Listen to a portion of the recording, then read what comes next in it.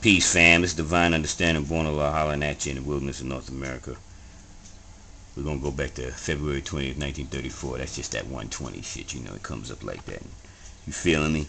But anyway, I just got a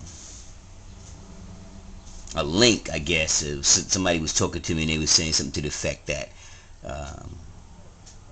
you really didn't need to know and understand the nationality of Jesus. And I beg to differ, because when the European colonized us, and the first thing he did was change the dynamics of history. He changed the dynamics of the people in history by changing their nationality, the things that they said, how they looked. Or he'll give you a story.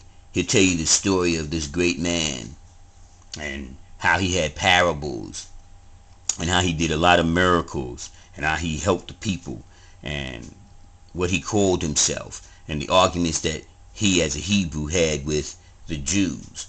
And then he'll make you think that Jew and Hebrew are synonymous by not saying it, but by showing you certain pictures and depictions. So the same way he tell you the story about this great man Jesus, and then he shows you a picture of a European on a cross, and he automatically makes you assume that Jesus was a European. But if you go into Revelations, you see that Jesus had lamb's wool. No European got no lamb's wool. You see he had feet like brass had been burnt in the oven. No European got feet like brass had been burnt in the oven. So the depiction of him is important. Don't get it twisted. You know, if you got a European Jesus on your wall, then when you get ready to make a prayer to Jesus, then in your mind, that's the picture you see. You don't see him as you. So, you know, it could play havoc on your psychic. It could play havoc on the children's psychic, because the children will say something to the effect, they'll see a European on the train, and the European will have that blonde hair, long hair look with the beard, and you know that look that Leonardo da Vinci and Michelangelo painted, and they'll say, oh, look, he looks like Jesus. See? That shows you right there. They just wreck you. So don't give me no hoo-ha-he because you want to big up the European and say it don't matter. Oh, it just matters about him being your savior. And well, let me explain something to you. When you physically leave this plane of existence, based on Christian philosophy, when you leave the plane of existence, the physical plane, then you on the soul plane. When you leave the soul plane, you on the spirit plane. So you telling me that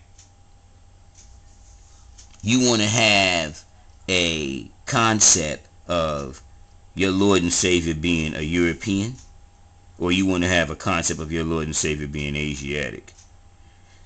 That's your choice. If you wanna big up the European and say that, you know, he was the founder of Christianity, which in actuality that's a play on word, because he could be the founder of Christianity, but he ain't the founder of the laws of God. You know, and even on that, they would say Christianity, but I mean, if you take it back to the Coptic and the Geognostics, that foundation to that is Asiatic or Hebrew. But if you go into the Roman Catholic Church, then, you know, they're European. If you go to Eastern Orthodox, the foundation to them is European. If you go to Protestant movement, the foundation to that is European. If you go to Anglican Church, the foundation to that is European. If you go to the form of Catholic science behind King Henry VIII, that'll be European. If you finally get over here in America after 379 years of slavery, and you got ecclesiastic, Baptist, Pentecostal, and all these other different denominations of Christianity, the foundation to that is European. Then you got the Jehovah's Witnesses and the Mormons, and the foundation to them is European.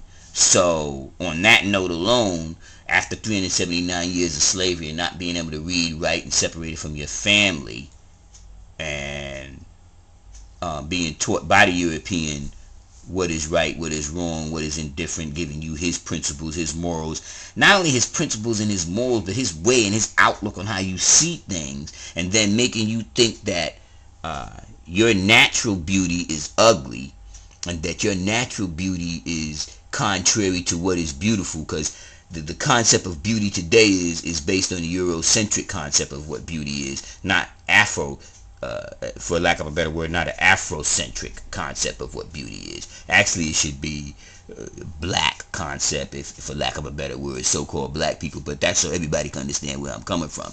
You know what I'm saying? Because black is actuality is not a nationality. Because if it was, it would be a landmass attached to it. If you were Nigerian, then you come from Nigeria. If you are Sudanese, then you come from Sudan. If you Ethiopian, then you come from Ethiopia. If you black, you come from where? America? Well, I thought that would be an American. You feel me? So in that concept of it, you're not. Now, if you're talking about shade of skin color, if we go and we get something, a black piece of paper or a black magic marker, and we take that black, because I'm considered a black man, and here's a black bag, and I put my hand next to it. My hand ain't really black, even though when the European sees me, if the Ku Klux Klan ran up on me right now, and they saw me, they would say, nigger, black nigger, and they would hang me. You know, if they were in that position of power, and they could do that, they would do that. So I'm not saying that I ain't black in that sense, because who's the original man? Original man is Asiatic black man, maker, owner, cream of the planet, father, civilization, God of the universe. That's an actual fact and a solar fact. And you know, where they'll say something like, oh, Hannibal was a white man. But I mean, if you go back to his coins, if you go back to ancient teachings, if you go back to Carthage, and they'll say something to the effect, oh no, the Carthaginians, see what they're doing is they'll try to say the Carthaginians look like the people in North Africa that are there now, those colonizers of North Africa who came after the original people had left that area. Then they'll try to say those are the original people of that landmass. They'll call North Africa white Africa, and then they'll call black Africa sub-Sahara. But that's all a play on words and a figment of the European's imagination, because he wants to take everything, and then the other nations who fall under his control and his rule, they perpetuate that teaching that he taught, because they're colonized in their mind, even if they weren't colonized by being slaves. And this is where the concepts of who's black and who's white came from, because prior to the European in North America, they didn't use those concepts, black, white, red, yellow.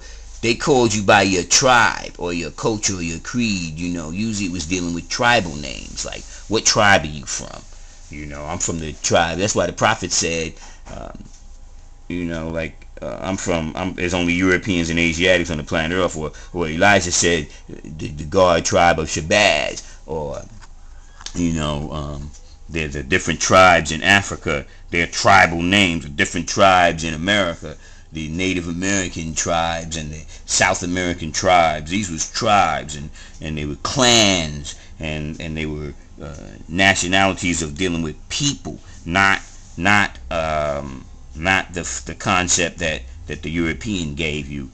So we need to get away from that concept, because that's what keeps him in power and keeps us servitude to him.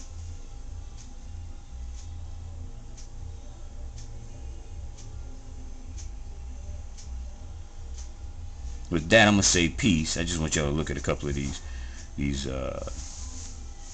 depictions, you know, so you can see the science behind who's original and who isn't. You know, these are the ancient African kings that were, you know, that the European tries to act like, you know, he'll make a new picture and make it look like they were European, you know, and brethren that did major moves for us, sisters and queens and earths and things of that nature, that did things for this nation that aren't getting their just reward in history. He's hiding history from you. Like he'll say something like, oh, Obama is the first black president, when we know there's 6 presidents before Obama that was black. You know, there was the first black president wasn't even under the United States as far as the 13 original colonies.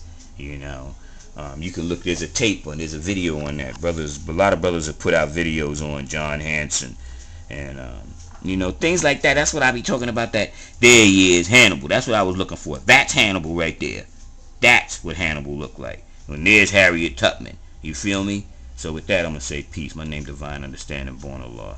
You know what I'm saying? Oh, and don't forget, get your workout on so you can be buff. You know what I'm saying? Peace.